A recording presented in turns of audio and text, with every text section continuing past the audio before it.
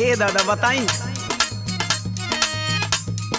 मैं हर ना चुनौती देले धइले बाबे चैनी बनावा तनी खैनी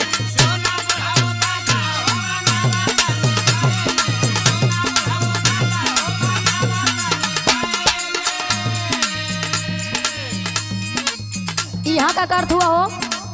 कुछ नहीं दादा ले खाली हाल चल करे नहीं दादा ढेर दिन पर भेटाए देना कुछ नहीं कर तू हाल चाल करत हुआ? हाँ भूलवावत हुआ हमके? का तो के नशा करे से मना कैले रहनी है ना? ए दादा सुना फलाना वो इ नशा ना करो ना खाली हमरे हाल चाल करो ना तू चुप रहा बुढ़ऊ, बोला मत।